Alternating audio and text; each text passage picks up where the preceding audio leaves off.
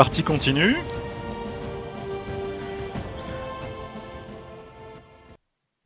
Voyons voir le replay du tour de mon adversaire.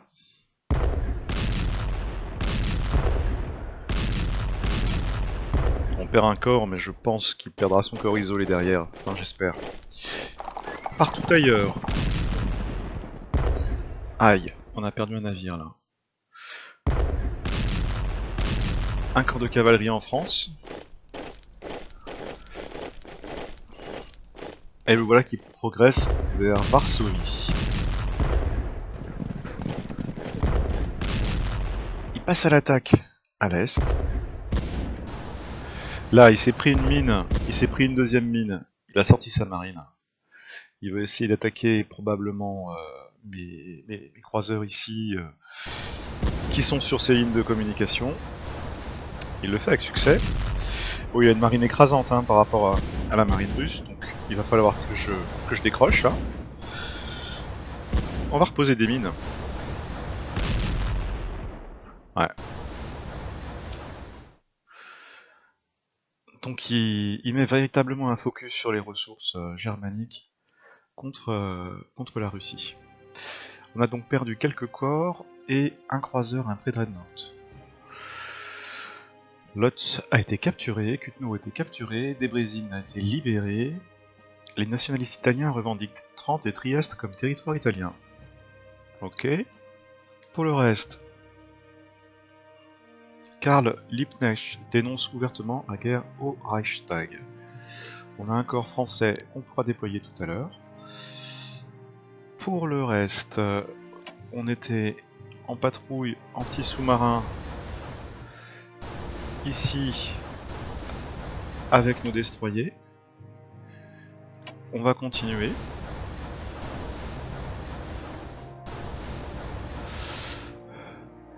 Il a pas dû partir bien loin. Il se cache. Je sais qu'il a il a un sous-marin très affaibli. Je vais garder quand même deux sous-marins, deux destroyers ici au sud. On va envoyer le troisième au port pour se réparer.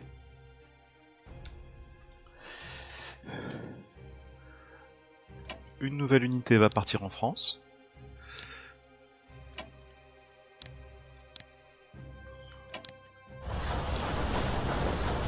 On renforce un petit peu la cavalerie anglaise.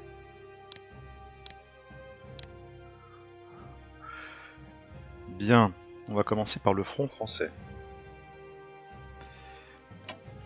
Là, on a une unité allemande en pointe qu'on peut essayer de neutraliser.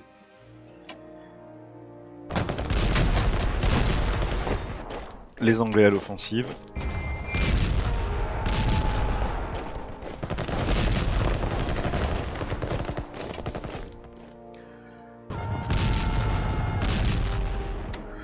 C'est Bruxelles.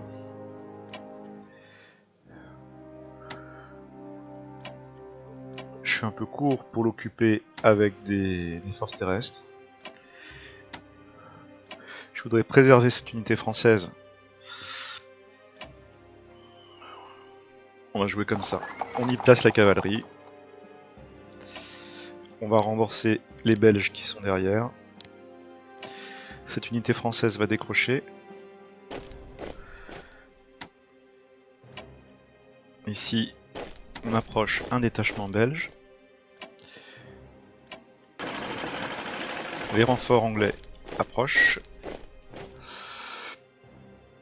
Pour le reste du front, il passe à l'offensive à l'est. Donc c'est ici qu'il faudra que nous passions à l'offensive à notre tour. Je pense que Liège, Maastricht... On pourrait tenter une offensive vers Liège, dans un deuxième temps. On va tout d'abord s'assurer que nos unités sont bien commandées. Voilà. À notre tour de venir au contact, et de nous retrancher.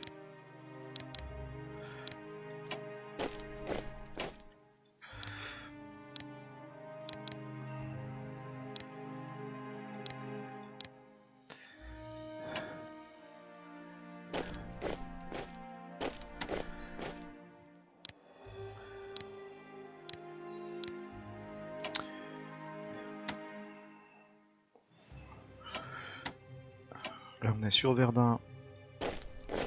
Verdun, c'est vraiment stratégique, il faut absolument que je le tienne.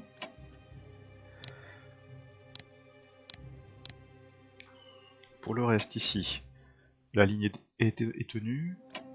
La ligne est tenue. Ok. Donc, QG4, QG5. Là, j'ai 2 corps en retrait. Là, j'ai des corps à renforcer. J'en ai pas mal à renforcer. Alors, allons-y. On va le faire. En particulier avec ceux qui sont un petit peu en retrait.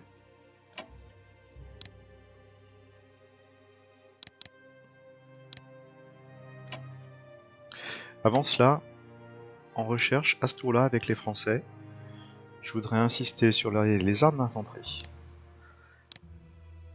Voilà, il me restera 46 points pour renforcer.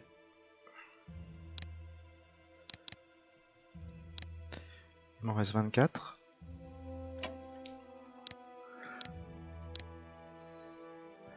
Ok, au niveau des QG.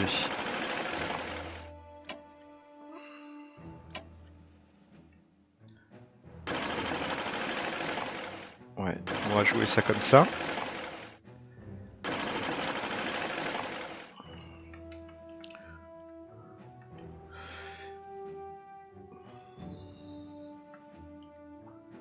Niveau britannique, on est pas mal. Le front est géré. Bon, on a détruit un corps, on a repris Bruxelles. Je pense pas qu'on la gardera, mais malgré tout, on est dans une position qui est loin d'être désespérée pour la France. Hein. La Belgique est toujours sous contrôle, c'est pas trop mal. En Égypte, on n'a pas encore suffisamment de troupes pour défendre ça efficacement, mais on se pose.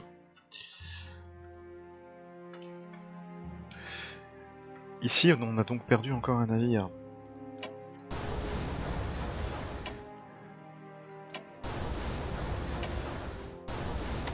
Ok, je vois le genre.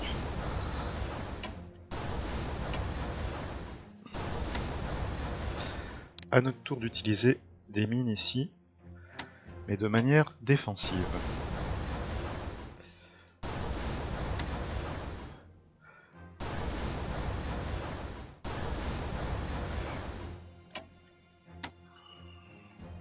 Au niveau terrestre,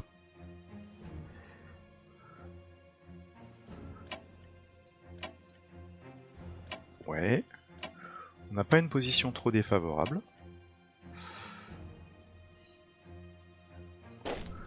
On va avancer ce corps ici, le retrancher.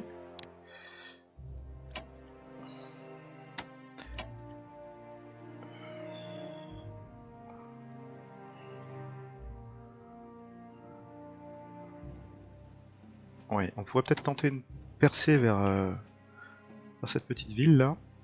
Pas Géo. On va voir. Donc, on va voir la recherche pour eux. 96 points. C'est pas folichon. 1 point en guerre de tranchée. Et on garde les 46 en réserve. On fera pas de miracle à ce tour là.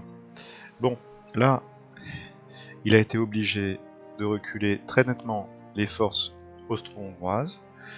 Et les Allemands viennent le renforcer. On va commencer par gérer le nord.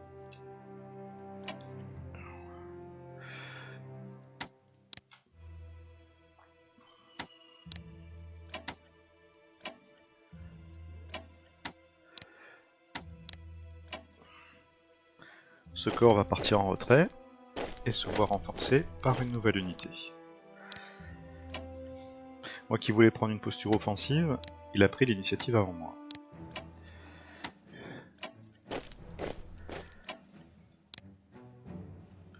Construit nos tranchées.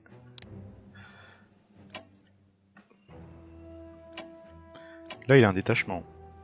Ça c'est un peu léger. On va le faire sauter.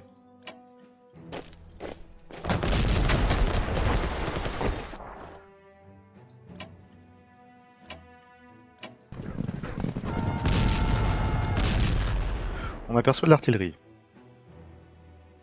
Mhm. D'accord.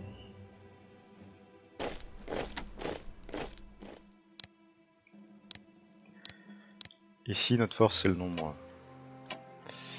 C'est pas forcément la qualité, mais le nombre.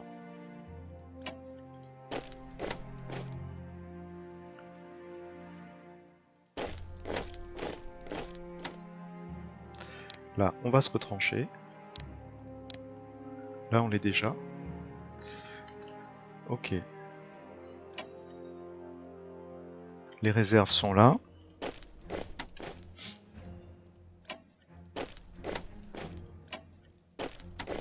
Là, on protège le corps qui a été endommagé.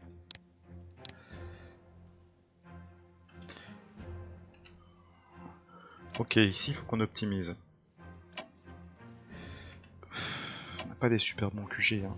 Je crois que je vais devoir dépenser mes points pour upgrader déjà ce QG ici. Là, je suis à 4. Je peux monter à 5. Ça vaut pas le coup, on va rester sur 4. Est-ce qu'il a déjà bougé, lui? Non, il n'a pas bougé. On va l'attacher.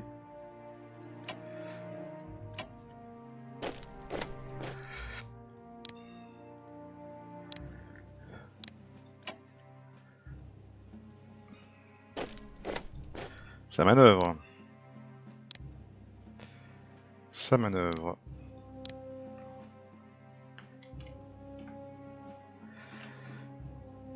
On avait des renforts. Ah, on n'a pas de renforts russes à ce tour-là. Est-ce qu'il nous reste quelque chose sur les arrières? Pas grand-chose. Les garnisons, on les laisse. On va se recentrer sur cette zone du front.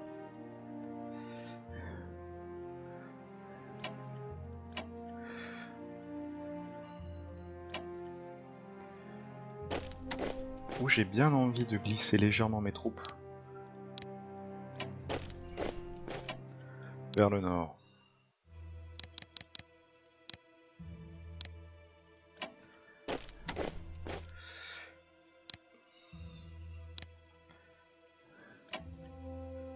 Ah, j'ai plus personne sur Varsovie, c'est light.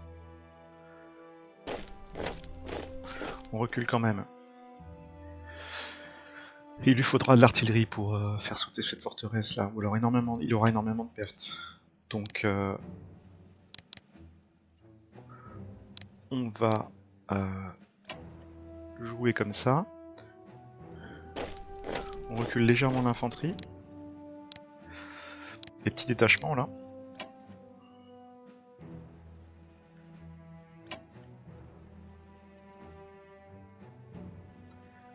Ici, ici on aurait un beau score si on attaquait. Hein. On a un 2-4. Là il faut se dégager.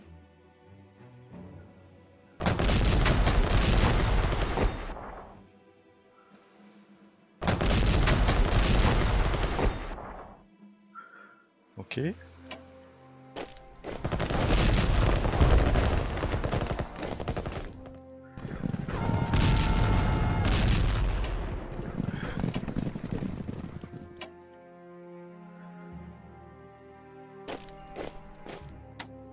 On détruit un corps de plus. Donc à ce tour-là, on a détruit un détachement, un corps sur ce front. Et là, ce petit détachement, il fera pas long feu si je le laisse en position. Il va se replier. Ici, notre cavalerie se retranche. Et ici, on retranche également. On a un joli 2-4 là, au niveau du score. Mais je vais rester retranché volontairement. Donc ce QG à 5 est pas trop mauvais. Là, on a un QG à 4.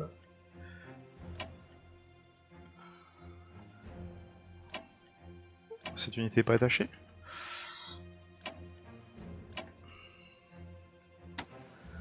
C'est chose faite. QG à 4. QG à 5. Ok.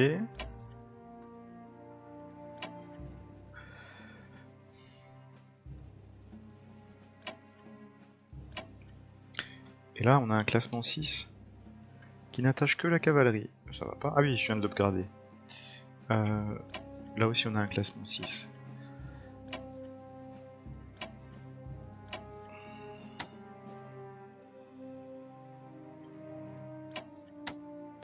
Ouais, d'accord. Là, il faut qu'on renforce nos troupes, hein, au maximum. 205 points. Il faut que je les économise à ce tour-là également. Ici, c'est pas la peine de progresser sur Krakow, on le prendra pas tout de suite. On va se retrancher. Voilà. Ici, on va renforcer l'unité. Au max, ça nous coûte combien? 56 points. Non. On va se mettre à 8.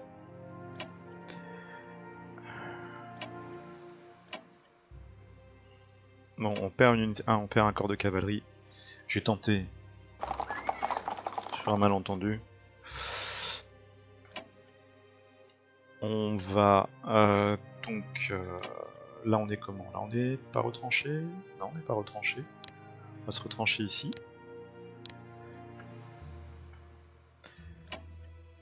On va redéployer la cavalerie pour les faire peser une menace sur ces ressources là.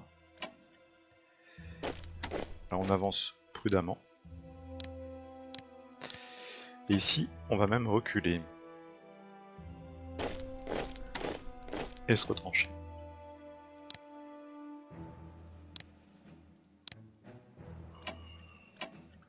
Alors, il nous reste 172 points avec les Russes. Recherche à ce tour-là avec les Russes. Armes d'infanterie. Oui. À ce tour-là avec les Russes. Diplomatie. Ah, j'ai plus que 47 points. Bon, c'est pas grave. Je voulais faire un peu de diplomatie sur la Roumanie qui a 45%.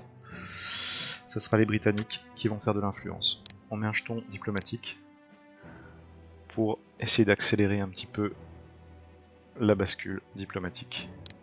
Parce qu'au final, ça serait pas mal que la Roumanie vienne faire peser une menace ici. Donc là, pour le reste, eh bien, renforçons ce corps ici.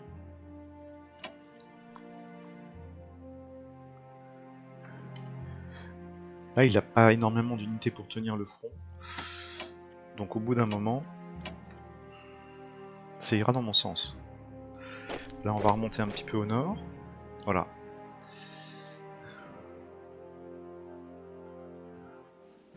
Sauvegarde automatique en cours.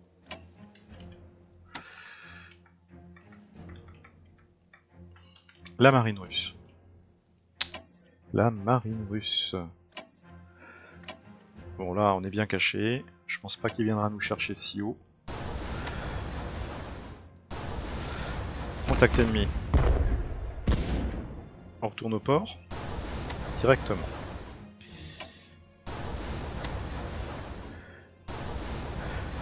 Ah, il a posé une mine.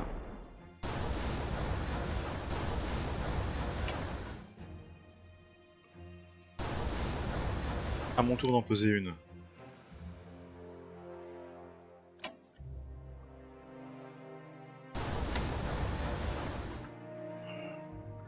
Bien. J'ai fait le tour. Égypte. Ok. Il nous reste pas énormément de points de production. L'Italie mobilisée pour la guerre. Donc on va la laisser se mobiliser. On va retrancher déjà ces unités-là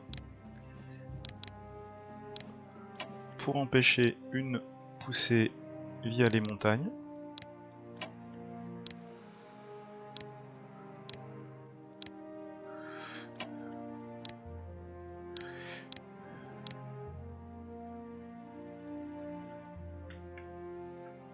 Je pense pas qu'un débarquement aurait lieu dans les tours qui viennent.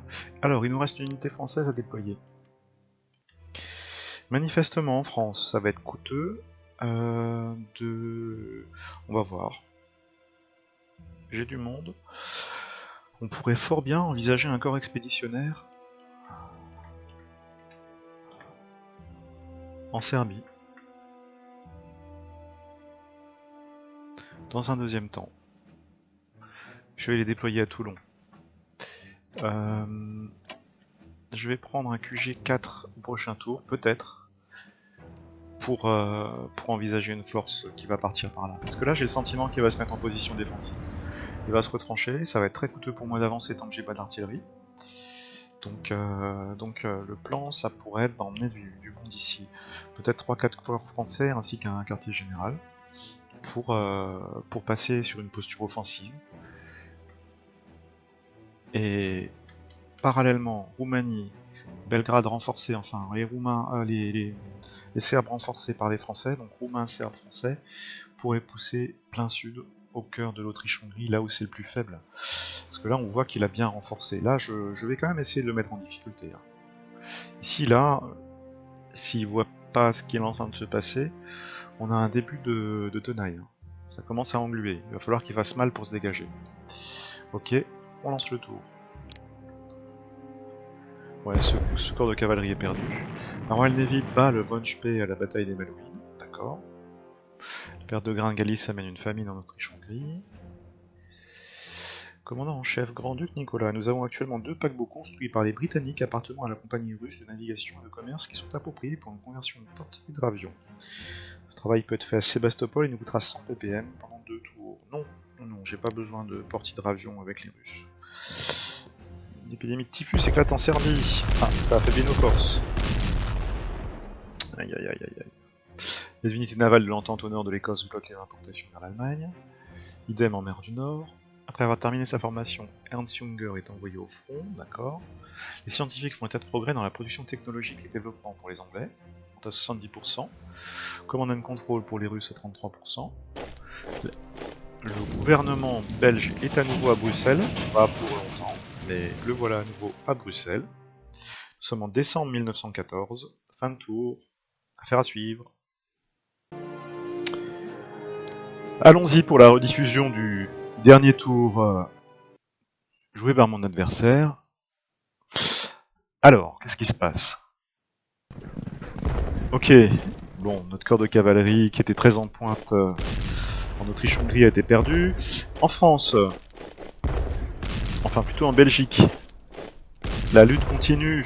Nous perdons un corps de cavalerie sur Bruxelles. Mais il n'investit pas la ville. Alors, dans le golfe de Botnie, un croiseur russe est détruit. La marine allemande est de sortie. Là, on a des pertes substantielles au niveau naval. Hein. Là, il s'est pris une mine. Là, on voit l'artillerie russe qui fait une préparation d'artillerie sur notre fortification avant de lancer un assaut et de détruire un corps russe. Il recule un petit peu, il sent la menace. Il voit qu'il y a un risque d'enveloppement. Rediffusion terminée. À nous de jouer. Donc, un corps de cavalerie perdu, 2 croiseurs perdus pour les Russes, et un corps d'infanterie perdu avec les Russes, un corps de cavalerie français perdu. Alors, les combats sur le front ouest cessent pour le jour de Noël. Oui, ça fait déjà quelques mois. Nous sommes le 2 janvier 1915. L'Italie célèbre l'annexion de Trente et de Trieste. Le transfert de Trente et de Trieste encourage les ambitions roumaines pour la Transylvanie. Des émeutes de protestation éclatent en Autriche-Hongrie, le moral dégringole dans l'armée austro-hongroise. En fait, ce qui vient de se passer, c'est que diplomatiquement, les revendications italiennes sur Trente et Trieste ont été acceptées par l'Autriche-Hongrie. Donc, pas de guerre, mais il y a du territoire. Les milliers de Serbes de première et deuxième génération qui ont émigré aux États-Unis d'Amérique retournent en Europe pour nous rejoindre dans notre lutte pour la liberté. Nous pourrions former ces volontaires et un détachement pour 50 points de production militaire et puis 25 points de production militaire pendant 2 tours. Oui, on les forme. C'est les USA qui payent. Un petit détachement. Donc là, on aura des renforts britanniques et des renforts russes. On va tout d'abord se focaliser sur la patrouille et la chasse aux sous-marins. Ici, nous avons un destroyer anglais à renforcer un petit peu. Et pour le reste,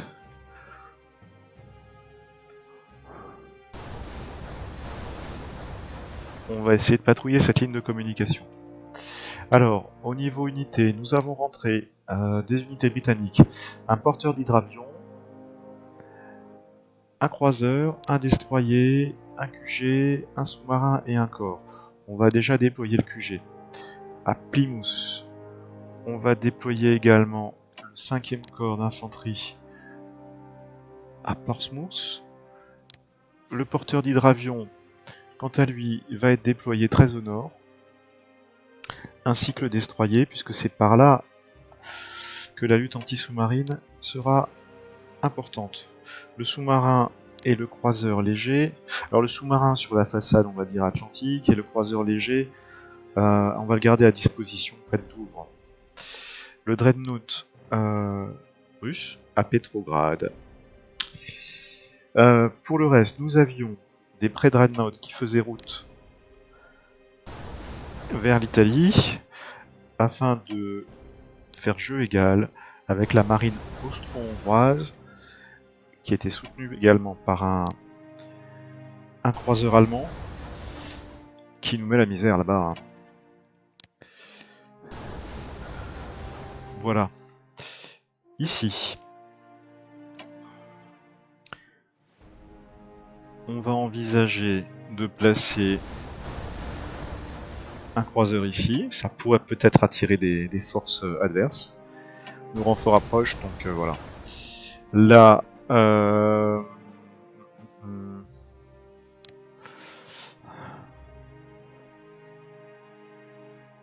non, là on fait rien. Le petit détachement qui vient d'être déployé va être renforcé à 11. Là on est retranché. Donc là on avance bien là. Hein. On a des opportunités. On va pousser notre avantage.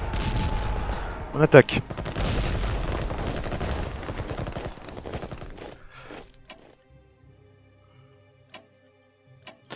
Juste préféré avancer avec le corps, c'est pas grave. Ici, ce corps-là a attaqué, celui-ci a été affaibli. On attaque.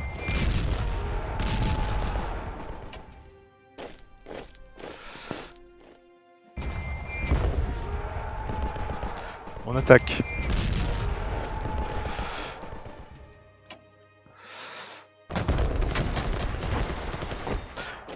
Le moral austro-hongrois est affaibli, on le voit assez nettement. Hein. Il a un moral national qui est à 48%.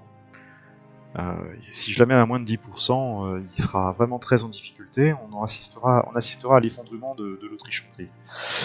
Donc il faut que je continue à infliger des pertes, si possible à pousser vers Budapest.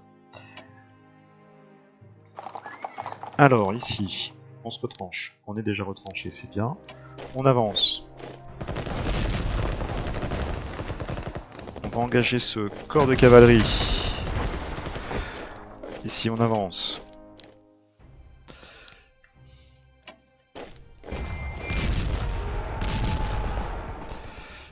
Là on va avoir besoin de renfort.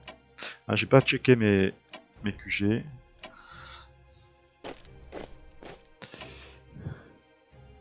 Ouais, on va se faire un corps d'élite là.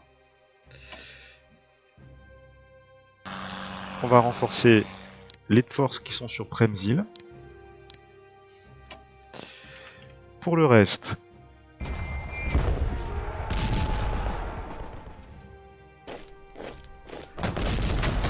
on attaque toujours à outrance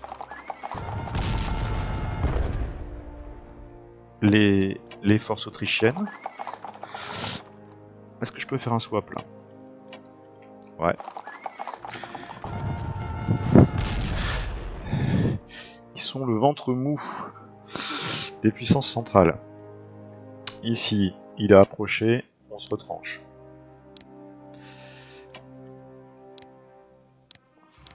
Alors, au niveau des QG, les attachements, QG4, QG4, QG5, ouais, c'est là où on va devoir privilégier quelque chose.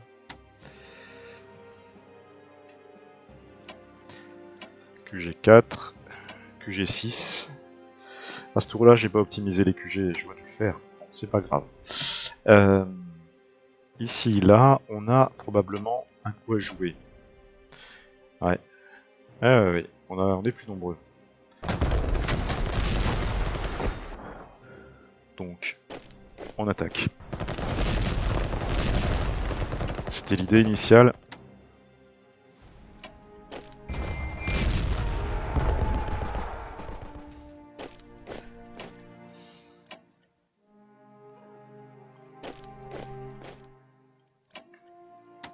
Ici. Ça nous coûterait cher d'attaquer également. Mais je pense qu'il faut qu'on continue à avoir une posture offensive. Surtout pour essayer de couper ces premières unités là. Donc c'est cette unité au nord qu'il va falloir engager. Allons-y. Parfait.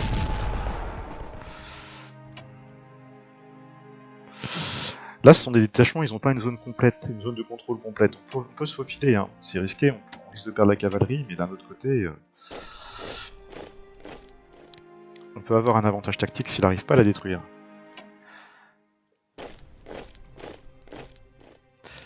Là, pareil, on va le mettre sous pression.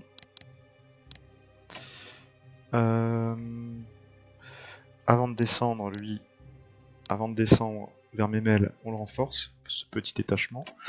Là, cette unité est affaiblie. Celle-ci est en pleine forme. On va renforcer l'unité affaiblie. La cavalerie, on va y réfléchir. Est-ce qu'on attaque à outrance ici? Allez, on y va. On a la possibilité de lui détruire une unité de qualité. On va essayer de la saisir.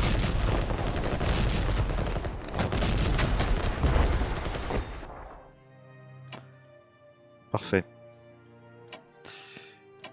Et on avance. Cette unité était bien endommagée, on la renforce pas tout de suite. Parce qu'au niveau des points de production militaire, je voudrais optimiser. Ouais, là, celle-ci est endommagée, et l'artillerie derrière. On va le forcer à décrocher. S'il reste, à subir des pertes.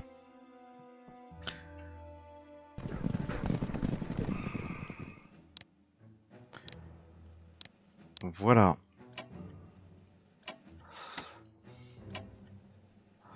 Là, il nous reste une frappe avec cette unité. L'idée, c'est d'isoler peut-être ces deux unités là-haut, tout en continuant à faire peser une menace d'encerclement tenaille là. Voilà. Là, je pourrais même monter d'un cran. Je le fais. Et je me retranche. Ici, il faut qu'on ait du répondant. Je renforce un petit peu. Il me reste 194 points. Alors, pour ce qui concerne la marine, il nous a repoussé.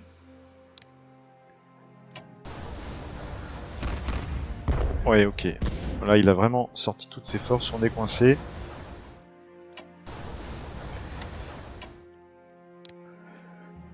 On repose une mine.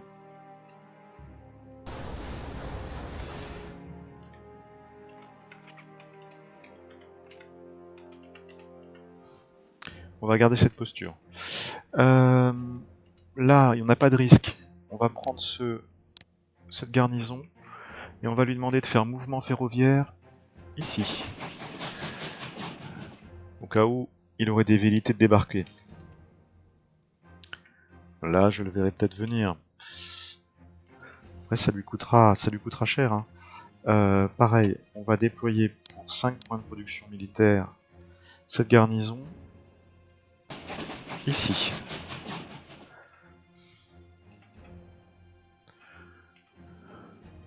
Bien, bah, ça me semble correct.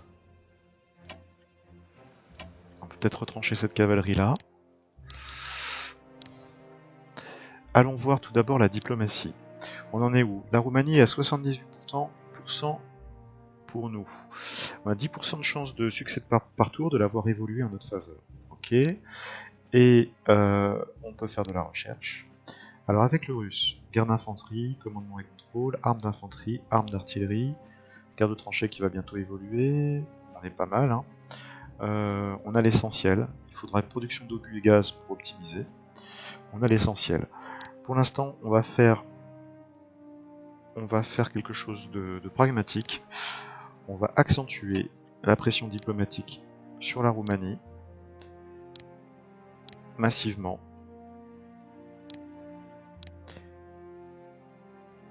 pour avoir une chance de l'avoir basculé rapidement dans notre camp.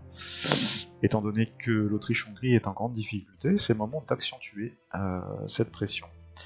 Il nous reste du coup très peu de points, 34, mais qui pourraient être suffisants pour remplacer ici ou là quelques pertes. C'est chose faite. Là, je vais avancer cette garnison qui peut toujours être utile. Donc le point faible du dispositif russe, enfin, c'est ici. Voilà, où numériquement, il y a du teuton. Bon, il y a des détachements aussi. Là, il y a un détachement. Là, c'est 2 détachements. C'est pas très. Là, c'est pas très dangereux. C'est par ici où il pourrait y avoir poussé vers Ivangorod qui pourrait s'effectuer. Auquel cas, je rapatrierai cette unité à 11. Et cette unité-là, je vais déjà la faire se mouvoir ici. On est en mois de janvier, la météo va certainement pénaliser les initiatives. Voilà. Partout ailleurs, donc là, c'est très intéressant pour nous, puisque certes, l'Autriche ne rentre pas en guerre avec l'Italie. Alors, on va voir l'Italie au niveau diplomatique. Donc, je bénéficie pas de la marine italienne non plus. J'ai pas la possibilité d'achever la flotte austro-hongroise. Il va falloir que je joue ça différemment. Hein. L'Italie, elle est à 0%. Ok, elle rentrera probablement pas en guerre. On fera 100. On fera 100. Alors, en France. Réfléchissons. Est-ce qu'on envoie une force expéditionnaire en Serbie pour accentuer encore la pression? Peut-être. Hein. C'était ça l'idée. Tout d'abord, on va voir les aspects tactiques. Ici, on est pas mal. On va se retrancher. Les forces belges se débrouillent fort bien. On va mettre un détachement sur Bruxelles. C'est léger, un détachement. Mais retrancher le temps que les forces britanniques, à leur tour, récupèrent des forces. On va mériter une petite reconnaissance aérienne. Il a du monde derrière.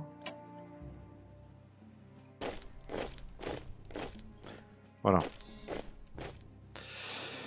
Pour le reste, les forces françaises, est-ce qu'on peut détruire encore? Peut-être sa cavalerie là, qui est en pointe. Au niveau des attachements, on y va. Ouais.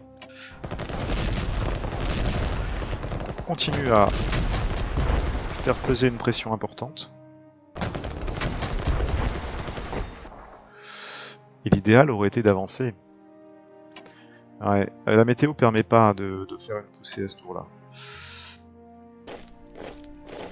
À hauteur de Sedan, on continue à tenir la ligne.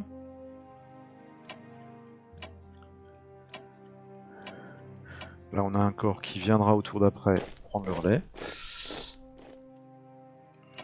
Ici, à hauteur de Verdun, il me faudrait de l'artillerie pour percer. On va optimiser un petit peu. Voilà. Et donc on a 293 points. C'est insuffisant pour acheter de l'artillerie, je pense. Ouais, elle coûte 300 points, c'est cher. Les Allemands en ont. Au niveau de la recherche avec les Français, l'industrie technologique est priorisée, la guerre de tranchées, les armes d'artillerie, le command and control aussi. On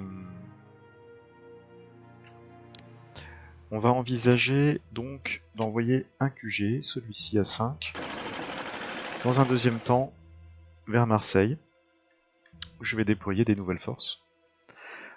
On va utiliser la diplomatie française également pour accentuer la pression sur la Roumanie. Alors ça peut paraître coûteux en point de production militaire, hein, pendant qu'on fait ça, on fait pas autre chose. Mais on arrive à 45% de probabilité d'intervention favorable en notre faveur. J'espère avoir la Roumanie mi-1916 dans notre camp. Pour le reste, on va renforcer, plutôt que de développer des nouvelles technologies ou fabriquer des nouveaux corps, on va remplacer quelques pertes, ici ou là.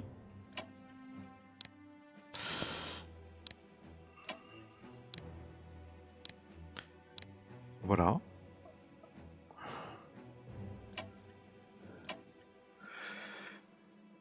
Ah oui, celle-ci. Donc là, on envisage, dans un premier temps, un corps, un QG, et en termes de production, on va bientôt rentrer avec le français des renforts, qu'on enverra très probablement très au sud, pour aller en Serbie. Reste à jouer les Britanniques.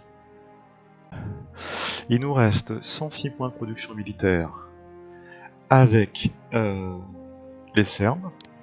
Qu'est-ce qu'on peut faire avec eux? La guerre de tranchées pourrait être intéressante à développer, la production technologique aussi, il y a tout qui est important avec eux. Hein.